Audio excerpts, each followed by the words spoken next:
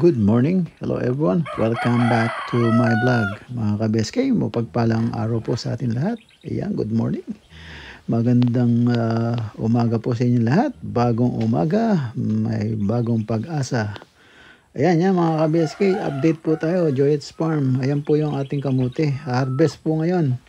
Ayan, i-update po sa atin ng kaibigan Jun at pati na po itong DIY swimming pool. I-update po niya. Ayan, Jun, take it away. Good morning mga ka-BSK. Dito tayo pa rin sa may Joyet Farm ni Sir Boyet Domingo. Bali, ayan, magsisimula na po tayo sa trabaho. Another Monday. So po bali, babagbagan natin yung mga forma na nabuhusan dito sa may swimming pool natin.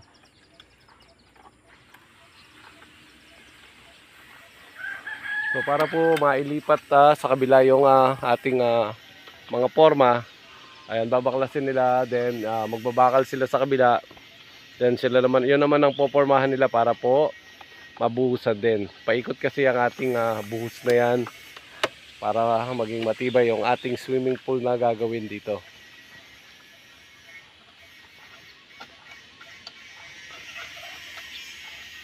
Then bali, dun po sa kabila, ayun po, may nag-harvest na sa ating mga kamote. Nilalagay na nila sa sako. So inararo po nila yan kanina. Tapos yan, inilalagay sa sako para po maihakot nila dito sa atin sa may puno ng mangga. At yung mga magbibili is mapipili nila.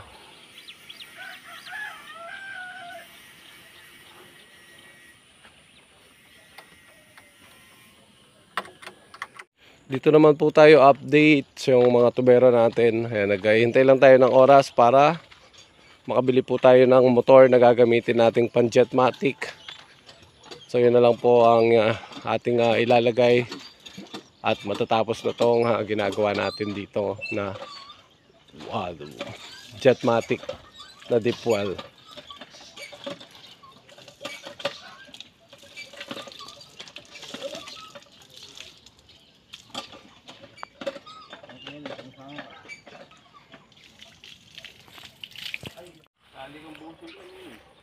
Nag-juicer ka.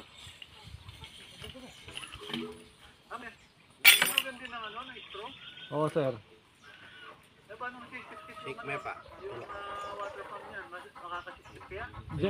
Diyan kukonek yung ano natin yan, yung Jetmatic natin. Ayun o.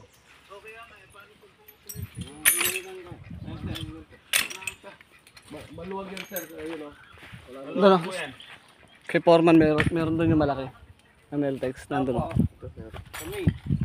Sa mismong main siya kukuha daw nun.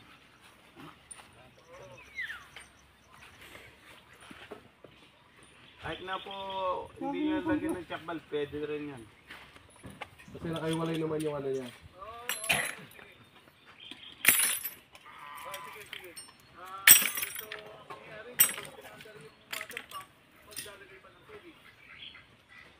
Di ba po may check valve din yung ano, yung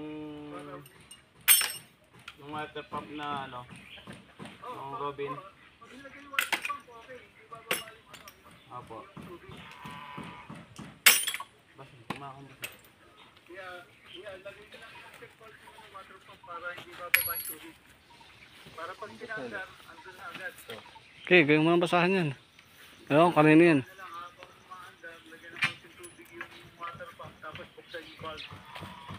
Gawin mo na yung basa ta. Dali gamitan siguro ita. Oo, sige kami. Sa kanya ubset. Or nga biling Sir, makina dito sa tabi ng tangke, no?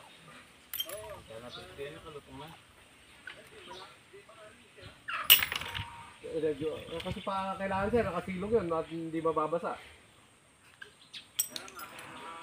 Okay naman kung kanya. Kini. Ganun na yung pagkikinis. Pwede naman daw sir, wala namang problema. Balak ng ganun, o. Yun, o. Tarik na yun, Jack! Ha? Tarik na yung busing! Ay, manak bag. Wala may paputo manak. Pagyakan yan. Binabalang mo pag... Pinapump niya. Oo, lumalabas ang tubig.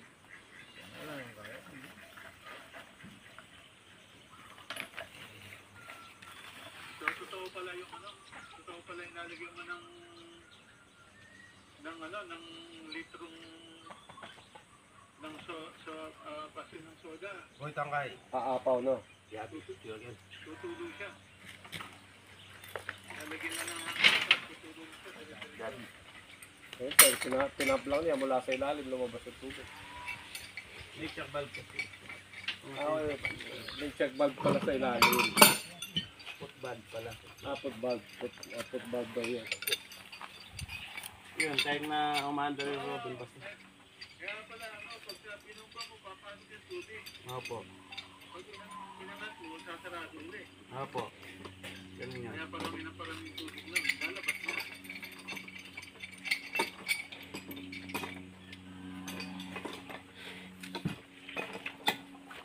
Kaya testingin mo muna sir bago ipipik.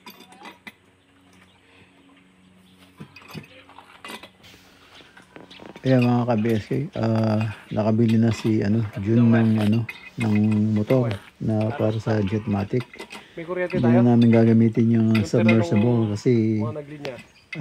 pag yan ang nakalagay, Ginamit ko na hindi sa, makakahigop yung ilaw. ating water pump. Ayun yung puti na natitira. Patubigan yung swimming pool. So kaya bumili kami uli ng Saan yun? motor Sabi sa na CCU yun? Jetmatic. At para makasipsip yung water Oo, yung pump. mahabang extension pala. Ito, yung puti. Para malagyan ng tubig yung swimming pool. Yan. At pareho silang magwo-work at the same time. Walang problema. Kasi merong 25 meters ang push pinili valve niya. yung yung sa Jetmatic. Kaya pag humikop yung water pump, walang problema. Kaya sabay pareho. Kasi malaki yung didos yung tubo. Yan mga ka-BSK, ay yung update natin ngayon sa ating deep well. Okay, konti na lang po at tapos na. Yan.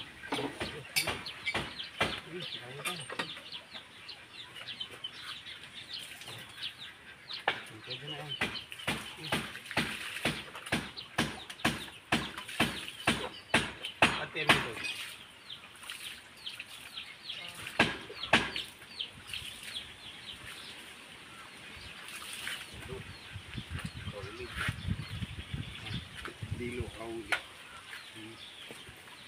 Ganyan kaya kayo. Buo mo. Ang sising mo. Kaya may bulkasin ka? Wala. May rubber sa loob yan Wala ba? May rubber sa loob? Ano? Yung dyan. Wala akong Kumakong guwa mo. Kumaan niya. Yung o-ring. Gomang panali. Doon sa may sa motor, sa kolong-kolong meron doon. Adapter. Ayan mga ka-BSK, iwanan muna natin yung gumagawa ng deep well. Update muna tayo kay Jason. What's up Jason? Ano masabi mo? Ano ko yung ano yung ating update dyan. Pakita mo yung mga bakal natin na malalaki. Hindi basta-basta ang pagkabiga. Oo, sir, may bad yan. Enforcement yan eh. Yung mga poste, tingnan mo. Yan, yung mga reinforcement namin na additional, yung mga poste. Yun yung sinasabi ni Jason, talagang solid at malalim ang Wala, maikli lang to. pundasyon. Ikot ako, ikot ako. Yan, kayang-kayang dalin at talagang ma-reinforcement niya yung mga walling nitong swimming pool. Yan, at ayan ang pinaka walkway niya sa taas, yung pinaka pasimano. Ayan na. At nakakapit na siya dun sa biga. Kaya yan, matibay. So, yan ang update natin sa swimming pool. Yan, nag-ano na sila. Naglipat na sila ng forma para sa kabila naman. So, yan yung mga bakal. Malalaki yung nilagay natin. Yeah, puro 12 mm yan. Yan. Yan at solid. Yan. Dito naman tayo update sa ating harvest ng kamote. Ayan na si Manong at iniipon na nila yung hinahakot na yung ating kamote. So medyo maganda-ganda yung bunga ng ating kamote. So kaya lang meron mga party na yung unang tinanim nun na nababad sa tubig dahil walang hinto yung ulan. Yan, medyo pale yung tinanim nilang una. Pero itong tinanim nila itong pangalawa na sinabi ko na gano'n ang gawin. Ayan, nagbunga naman po ng naglaman naman po ng maganda. So yan. So after nyan, tapos mag-harvest, magtatanim tayo uli. Itong katabi, yung hindi nagalaw. So yan, tatamnan natin yan at damay na rin pati dito. So yeah, by before mga June, yan, harvest na naman uli. So yan, at medyo marami-rami yung ating harvest ngayon. So yan, abangan natin po yan kung bukas pa yung pagpipili yung ng buyer. So bukas pa sila darating. Pinahukay na lang para hindi na sila maghintay. So yan, kaya ni-ready na at tinukay na. So hindi yata madadali. Hindi madadali ng isang beses lang to. Marami pa. Mayroon pang banda ron. So kaya baka abutin pa to ng bukas. So yan mga kabeski, abangan nyo rin po bukas. Yan, suko na po yung kalabaw eh. So medyo marami-rami rin po yan eh. Suko na po yung kalabaw. Kaya might tutuloy na lang sa bukas. So ayan, nakakuha na tayo ng pantanim. At yun, yung mga baging pang may natira na pagkain ng baka o kambing. Yan. Yan, abangan natin kung tayo dyan, makakailang kilo tayo. So conforme sa kasi yung iba na nababad nga sa tubig, nagkaroon ng problema. Yung iba marami sira. So mabuti na lang medyo maganda-ganda yung dito sa ibabaw. So yeah, marami pa rin ng good. So yan, abangan natin. So at mabunga, maraming laman. So yan, sana nga medyo gumanda presyo at gumanda yung ani. Yan mga ka-BSK. At andun na, hinakot na nila sa tabing mangga. So makikita mo na talaga gabundok na yung kamote. So yan, update natin uli bukas kung kasi meron pa silang arroyo, no? Malaki-laki pa yung banda ron, no? Kaya lang hindi na masyadong maraming laman yun yung naulan na ng gusto. So yan, ayan ang laman niya. Hindi ganong kalakihan yung Taiwan yan eh. Yung kamote, yan ang mahal na kamote. Anihan ngayon. Yung purple, yun ang walang hindi tumaas ang presyo. 1 lang yata yun, nasa 8 lang yata o 10 pesos a kilo. So hindi maganda ang presyo. Is very low price. So butin lang I decided to plant the Taiwan sweet potato. Gusto ko rin sana yung purple kasi is my favorite sweet potato. Buti hindi yun ang natanim natin kundi is very low price. Buti ito maganda-ganda presyo. So yun sir, inaaralan na nila yung kamotehan mo dito sa may farm. So yan, napakaraming laman. So tumama ka daw dito, sabi nila, kasi sobrang daming laman ng kamotehan mo. Tsaka malilinis, makikinis ang laman ng yung mga kamote. So yan ang lalaki ng laman. Ang dami sir, oh. Yan sir, ang daming nakukuha daw na kamote.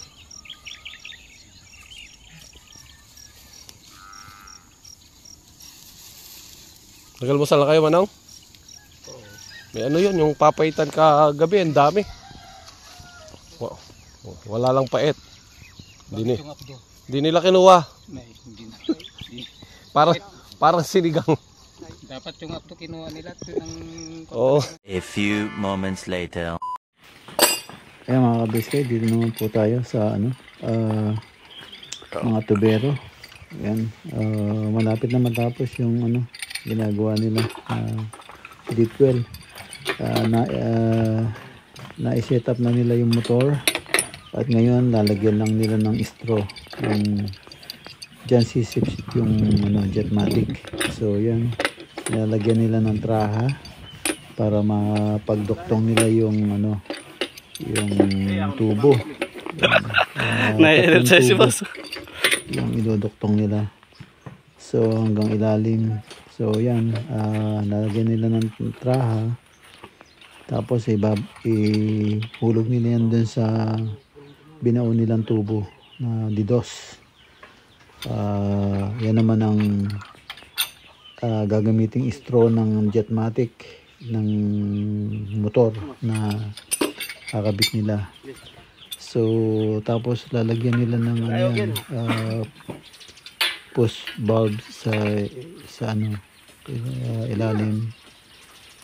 Yan, para yung tubig hindi bababa. Yung laging may tubig yung tubo. So para yung motor hindi mahirapan. So hindi mawawalan ng tubig yan.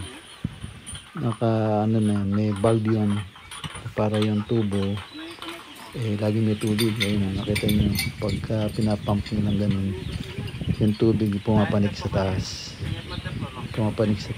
dahil pag pinos mo yun, o-open yung bulb, papasok tubig. So pagka sasarado ulit. So kaya yung tubig nag-stay doon sa tubo para hindi mahirapan yung motor. So yan, malapit na sila mga BSK. Nilagay yung dyan dati PVC yung nakalagay. Ang problema yung PVC na nabili masyadong malutong, so hindi stable. So yan, pinalitan nila ng DIY tube. So yan, Itusong mo. Itusong mo sa lupa. Like Pati kayo mahirapan. Itusong sa lupa. So okay na. So yan, nahuhulog na nila. Lalagyan na nila ng traha. Tapos yan, dinuduktong nila. Kasi meron ng ano yan, meron ng coupling. Tapos may trahan na rin yan. So yan, inaano nila. So pag napagduktong nila yan, ibababa nila. So ayan, lalagay na yung ano, mga Isa na yung mag-ano dyan, maghahawak. ayun, nakaumang na dun para papunta dun sa motor.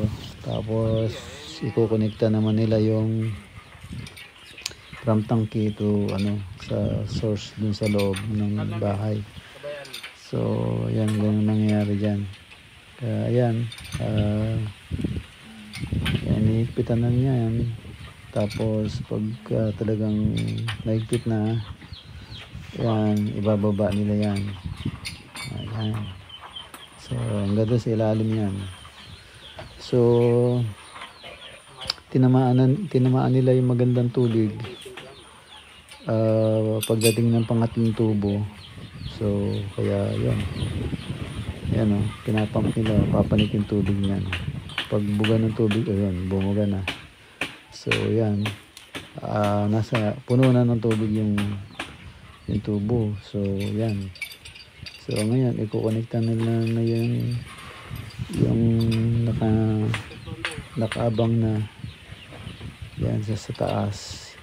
So yan, makakahigop na yung ating water pump yung Jetmatic. So yan, siniset up na nila sa papunta naman kung saan, sa bahay, sa kabeta sa labas. So, ayan, ka-BSK, umaandar na yung motor. Ayos na, meron na tayong tubig. Ayan, happy naman po at enter na po tayo. Ingat po kayo dyan and God bless. Bye bye.